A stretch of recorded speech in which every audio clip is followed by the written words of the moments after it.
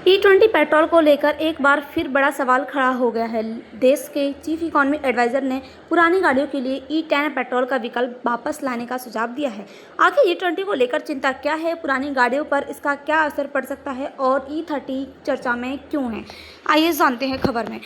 सरकार के आर्थिक सलाहकार जो हैं वो यहाँ पर बोल रहे हैं कि E20 से जो है गाड़ियों को नुकसान हो रहा है और यहाँ पर जो E10 पेट्रोल था जो कि यहाँ पर पहले लागू था, अब उसको दोबारा से यहाँ पर शुरू किया जाए और उसके साथ ही जो फ्यूल है उसमें 10% जो 30% एथेनॉल है वो यहाँ पर मिलाया जाए। और इससे क्या होगा, यानी कि जो एथेनॉल इसमें मिलाया जा रहा है जिससे यहाँ पर खाद्य संकट देखने को मिल रहा है, यानी कि उसकी संभावना जो है बहुत ज़्यादा बढ़ चुकी है।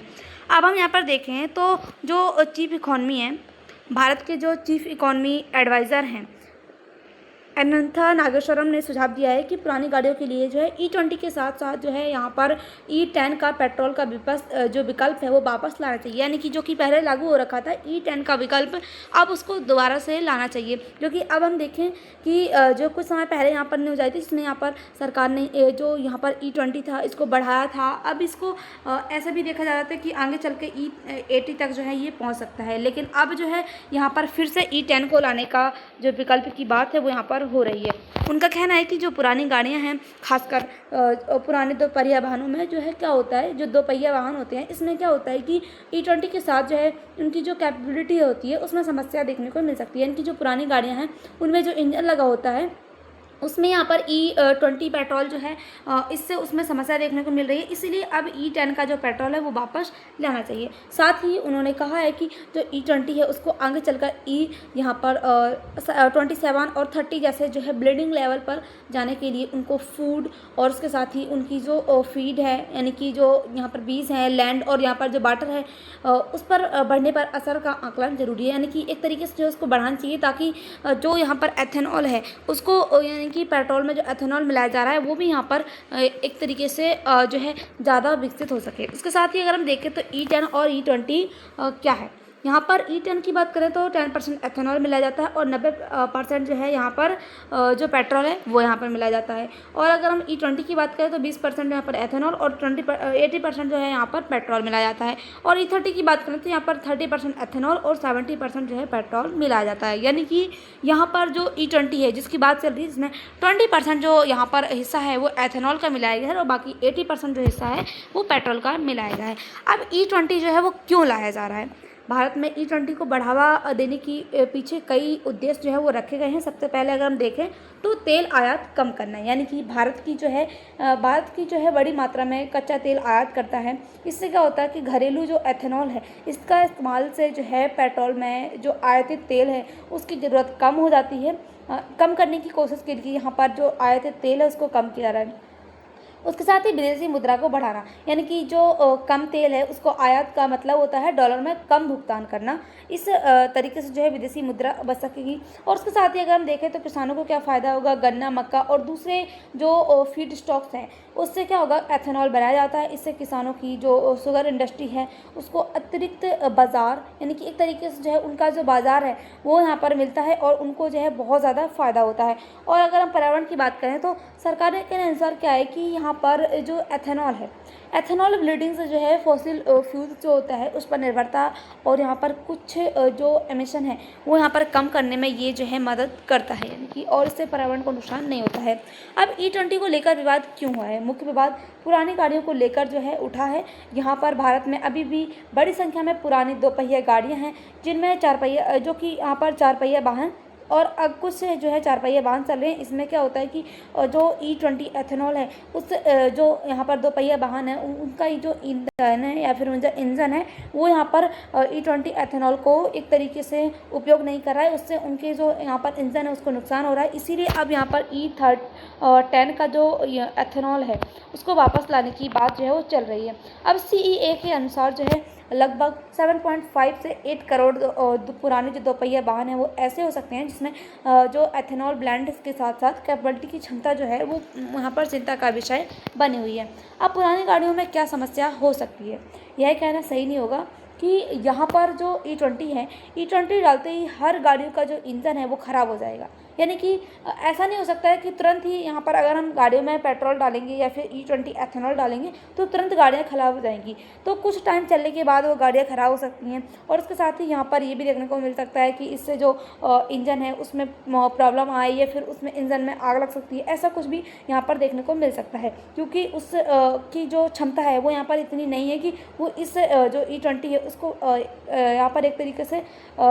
बर्दाश्त कर सके। अब यहाँ पर अगर हम देखें तो पुराने जो रबर सील्स हैं और जो फ्यूल सिस्टम कंपोनेंट्स हैं वो यहाँ पर लगाने की चीज़ों को लेकर जो है मुख्य चिंता का विषय जो है बना हुआ है। और इसके साथ ही अगर हम देखें तो यह मुद्दा सिर्फ जो है एंजिन डैम्स का नहीं, बल्कि यहाँ पर लॉन्ग टर्म कैपेबिलिटी यानी कि जो उनकी गाड़ियों की क्षमता है वो लंबे समय तक उनको बनी रहे, तो इसके लिए यहाँ पर जो एथेनॉल है उसका उपयोग करना है। यानी कि जो यहाँ पर E20 है इसका उपयोग से जो है गाड़ियों के जो इंजन है वो ख़राब हो रहे हैं और उनको नुकसान हो रहा है। तो इसीलिए अब यहाँ पर E10 का जो पेट्रोल है या फिर एथेनॉल है उसको वापस लाने की बात चल रही है। अब सरकार का क्या पक्ष है इसको लेकर? सरकार का कहना है कि E20 का जो है बिना परीक्षण लागू नहीं किया गया है, यानी कि E20 जो कि यहाँ पर लागू किया गया है वो बिना परीक्षण के लागू नहीं किया गया है। लेकिन अगर हम देखें तो कुछ वाहन अभी भी ऐसे हैं, पुराने वाहन, जिनका इंजन जो है वो यहाँ पर कमज़ोर है, तो वहाँ पर जो है E20 एथेनॉल को उनकी क्षमता नहीं है, यहाँ पर उनके अंदर इतनी कैपेबिलिटी नहीं है कि वो इसको यहाँ पर एब्जर्व कर पाएँ। और उसके साथ ही अगर हम देखें तो यहाँ पर इसमें टेस्टिंग की गई, जैसे कि इंजन और सिस्टम फ्यूल और रबर कंपोनेंट्स, और उसके साथ ही यहाँ पर जो फ्यूल एफिशिएंसी है इसमें इसकी जो टेस्टिंग है वो यहाँ पर की गई है। अब हम यहाँ पर देखें तो जो है ARAI जो है उसने भी यहाँ पर E20 जो है कैपेबल रिसाइकल में टेस्टिंग किया है। और उसके साथ ही यहाँ पर उसको लेकर सरकार ने जो है दो पक्ष, यानी कि इस सरकार का जो पक्ष है वो दोहराया गया है। सरकार के अनुसार E20 जो है वो यहाँ पर बड़े पैमाने पर एक तरीके से बड़े पैमाने पर इसका उपयोग जो है वो किया जा रहा है। और उसके साथ ही जो पुरानी गाड़ियाँ हैं इनमें इसका जो उपयोग है वो नहीं किया जा रहा है। और उनके सरकार के द्वारा ये भी कहा जा रहा है कि इंजन जो फेलियर है उसका कोई व्यापक जो प्रमाण है वो सामने देखने को नहीं मिला है। अब हम देखें तो फिर E10 वापस लाने की मांग क्यों है? इस जो CEA है उसका तर्क है कि नई और पुरानी गाड़ियों के लिए जो है एक ही समाधान ज़रूरी है। सुझाव क्या है कि जो नई E20 कैपेबल गाड़ियां हैं उनमें जो है E20 को बढ़ाया जाए, लेकिन जो पुरानी गाड़ियां हैं उनमें E10 का जो विकल्प है वहाँ पर रखा जाए। इससे क्या होगा कि जो पुराने वाहन होंगे उनको, उनके जो मालिक होंगे उनको जो है ट्रांजिशन के दौरान जो है राहत मिल सकती है, यानी कि जब वो यहाँ पर ट्रैवल करेंगे तो उनको किसी भी प्रकार की उनकी गाड़ी में प्रॉब्लम्स देखने को नहीं मिलेगी। अब हम देखें तो मिलेज का मुद्दा क्या है? E20 को लेकर सोशल मीडिया पर 30% मिलेज कम होने की बात जो है काफ़ी ज़्यादा कही गई है, लेकिन यहाँ पर अंतर समझना बहुत ज़्यादा ज़रूरी है कि जो एथेनॉल है उसकी एनर्जी जो है कंटेंट पेट्रोल को कम कर, इसलिए जो है यहाँ की जो परिस्थितियाँ हैं उनमें फ्यूल इकॉनमी को कम कर सकती हैं, यानी कि जो इनकी फ्यूल इकॉनमी है उसको कम कर सकती हैं। अब सरकार का जो FAQ है वो कुछ वाहनों को लेकर जो है 3 से 5% फ्यूल इकॉनमी जो है रिड्यूसन की जो संभावना है वो यहाँ पर बताई जा रही है। लेकिन यहाँ पर जो E20 कम मिलेज है वो सही तरीके से समझाया गया दावा नहीं है, यानी कि एक तरीके से समझाया गया दावा नहीं है। मिलेज पर जो है यहाँ पर ड्राइविंग स्टाइल्स और उसके साथ ही टाइपर प्रेसेस और उसके साथ ही सर्वाइसिंग और AC यूज़ का भी प्रभाव देखने को मिल सकता है, यानी कि जो गाड़ियां हैं जिनमें यहाँ पर AC का यूज़ होता है इसके कारण भी इसका जो प्रभाव है यहाँ पर E30 का देखने को मिलेगा, यानी कि जो मिलेज है इसका प्रभाव देखने को मिल सकता है। अब हम देखें तो E20 जो है इसके फ़ायदे क्या हैं? क्रूड ऑयल इंपोर्ट कम करने में मदद करेगा, यानी कि जो दूसरे देश से हम जो कच्चा तेल खरीदते हैं उसको कम करने में मदद करेगा। उसके साथ ही फॉरेन एक्सचेंज में मदद करेगा और किसानों के लिए एक नया बाज़ार यहाँ पर खोलेगा, क्योंकि इससे क्या होगा, किसानों को बहुत ज़्यादा फ़ायदा होगा। उसके साथ ही डोमेस्टिक एथेनॉल इंडस्ट्री को बहुत ज़्यादा फ़ायदा होगा। और अगर हम एनर्जी सिक्योरिटी की बात करें तो ये बहुत ज़्यादा मजबूत हो जाएगी। और उसके साथ ही जो यहाँ पर फॉसिल फ्यूल्स है उस पर डिपेंडेंसी कम करने की कोशिश जो है यहाँ पर सरकार के द्वारा की जा रही है। अब हम देखें तो एथेनॉल प्रोग्राम के कारण जो है यहाँ पर अब तक जो है यहाँ पर 1.97 लाख जो करोड़ हैं उससे भी अधिक विदेशी मुद्रा और उसके साथ ही 316 जो है लाख मैट्रिक जो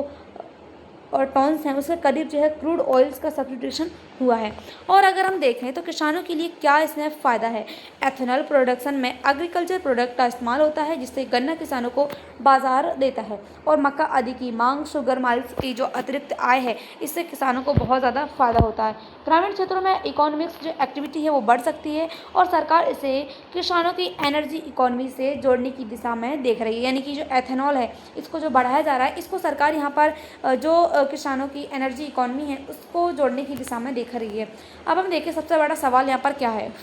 जो फूड है एंड फ्यूल है उसको लेकर यहाँ पर सबसे बड़ा सवाल उठ रहा है। अब आता है कि इस खबर में सबसे बड़ा महत्वपूर्ण दूसरा पक्ष क्या है। अगर एथेनॉल ब्लेंडिंग को E20 से आगे बढ़ाकर यहाँ पर E27 या E30 किया जाता है तो एथेनॉल की ज़रूरत और भी बढ़ सकती है और इससे क्या हो सकता है कि आने वाले समय में खाद्य संकट देखने को मिलेगा और इसके साथ ही यहाँ पर पानी का भी संकट देखने को मिल सकता है क्योंकि इसमें जो है बहुत ज़्यादा पानी का उपयोग जो है वो किया जा रहा है और इसके साथ ही हम देखें तो यहाँ पर जो पानी है वो उसकी कमी देखने को मिलेगी। अब क्या होता है कि अगर अनाज और जो फसल है उनका इस्तेमाल भोजन के लिए ज़्यादा होता है या फिर फ्यूल के लिए होता है तो इसी को कहा जाता है फूड जो है बीएस फॉइल्ड एड्स। उसके साथ ही अगर हम देखें तो यहाँ पर जो CEA है उसने यहाँ पर कहा है कि जो E20 है उसको आगे बढ़ाने से पहले जो है फूड और उसके साथ ही फीड और लैंड जो है उस पर उसके जो असर है उसका अध्ययन करना ज़रूरी है क्योंकि अगर ऐसा ना हो कि हम इसका उपयोग जो है बहुत ज़्यादा कर रहे हैं और आने वाले समय में ऐसा हो जाए कि इनकी जो कमी है वो यहाँ पर देखने को मिले। अब यहाँ पर पानी का मुद्दा भी देखने को मिल रहा है कि कुछ एथेनॉल जो फीड स्टॉक्स हैं उससे क्या होता है जैसे कि गन्ने की जो खेती होती है उसमें काफ़ी पानी की ज़रूरत पड़ती है। इसलिए क्या होता है कि जो एथेनॉल है इसका प्रोडक्शन का मतलब होता है कुछ क्षेत्रों में अत्यधिक खेती और अत्यधिक खेती होगी तो क्या होगा कि खेती के लिए पानी की ज़रूरत पड़ती है और यहाँ पर क्या होगा कि उस क्षेत्र में पानी की कमी देखने को मिल सकती है। इसीलिए भविष्य में एथेनॉल पॉलिसी जो है सिर्फ तेल की बचत ही नहीं करेगी बल्कि यहाँ पर वाटर सिक्योरिटी है उसको भी देखने को ज़रूरी है। यानी कि यहाँ पर जो पानी है उसको भी स्वीकार करना बहुत ज़्यादा ज़रूरी है क्योंकि हम देखें तो हमारे पीने वाला पानी ऑलरेडी बहुत कम है और अगर पानी ख़त्म हो जाता है तो क्या होगा कि लोगों को बहुत ज़्यादा यहाँ पर प्रॉब्लम्स का सामना करना पड़ सकता है। उसके साथ ही अगर हम देखें तो E30 अभी भी लागू हो रहा है यानी कि अभी जो यहाँ पर करंट में लागू हो रहा है यानी कि अब हम देखें तो यहाँ पर अभी जो है लागू नहीं हो रहा है। इसको आगे लागू करने की बात जो है वो यहाँ पर चल रही है। सरकार ने जुलाई 2026 में स्पष्ट किया था कि जो पेट्रोल है उसमें E20 से ज़्यादा जो है एथेनॉल ब्लेंडिंग को बढ़ाने की अभी कोई भी निर्णय जो है वो नहीं लिया गया। यानी कि जो एथेनॉल में E20 है E20 एथेनॉल जो है उसको बढ़ाने का निर्णय लिया गया है और अब जो है इसका उपयोग भी होने लगा है लेकिन अभी E30 जो है इसका वो जो है लागू नहीं हुआ है। भविष्य में E20 के ऊपर जाने का फैसला जो है यहाँ पर साइंटिफिक स्टडीज़ और यहाँ पर इसके साथ ही जो स्टेक होल्डर्स हैं और उसके साथ ही जो कंसोलिडेशन है उसके बाद किया जाएगा। इसमें क्या होगा कि अभी जो E30 है यानी कि जो पॉलिसी इसका डिसीजन नहीं हुआ है यहाँ पर जिसको लेने की बात जो है वो चल रही है। फिलहाल यहाँ पर जो फ्यूचर पॉलिसी है उसको लेकर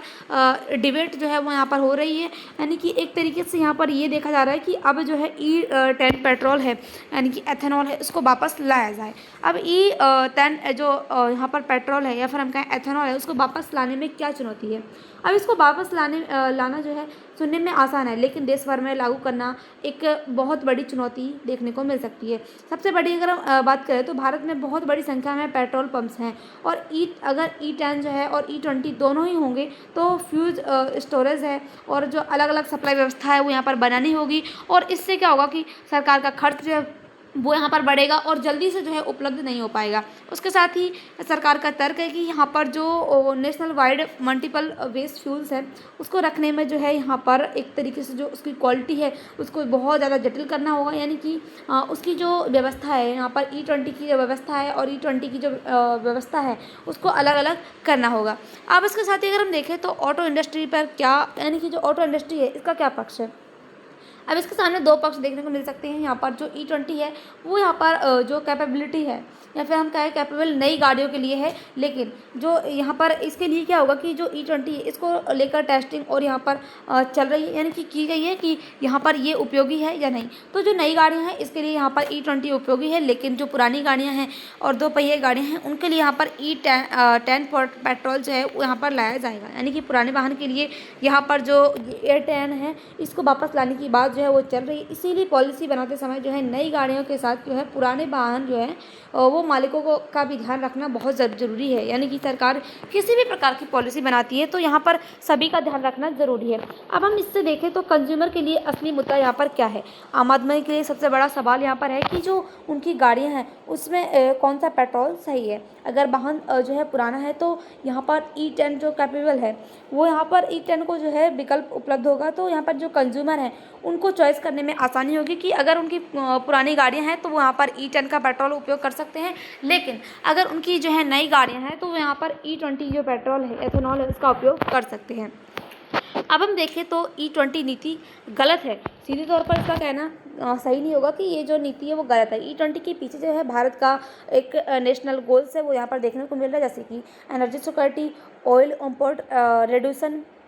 उसके साथ ही फार्मर इनकम और एनवायरनमेंट, ये जो यहाँ पर पॉइंट हैं वो यहाँ पर देखने को मिल रहे हैं। उसके साथ ही अगर हम देखें तो जो पॉलिसी है उसकी अगर बात करें तो ये जो है ओल्ड व्हीकल्स जो यहाँ पर E10 यहाँ पर पॉलिसी लाई जा रही है, ये जो ओल्ड व्हीकल्स हैं यानी कि जो यहाँ पर ओल्ड जो गाड़ियाँ हैं, कंज्यूमर चॉइस हैं और मिलेज, उसके साथ ही फूड और वाटर पर सवाल खड़ा करता है। इसीलिए असली ज़रूरत जो है E20 को पूरी तरह ख़त्म करने की बजाय जो है उसमें जो है ट्रांजेक्शन करने में बेहतर जो है एक जो निर्णय है वो यहाँ पर माना जा रहा है। अनुसार क्या है कि E20 जो है भारत की एनर्जी सिक्योरिटी की दिशा में एक महत्वपूर्ण कदम है, लेकिन इसकी सफलता तभी होगी जब पुरानी गाड़ियों के जो कंज्यूमर हैं या फिर पुरानी गाड़ियों के जो मालिक हैं और उसके साथ ही किसान हैं, खाद्य सुरक्षा और पानी है, सभी के बीच में संतुलन बना रहेगा। और जो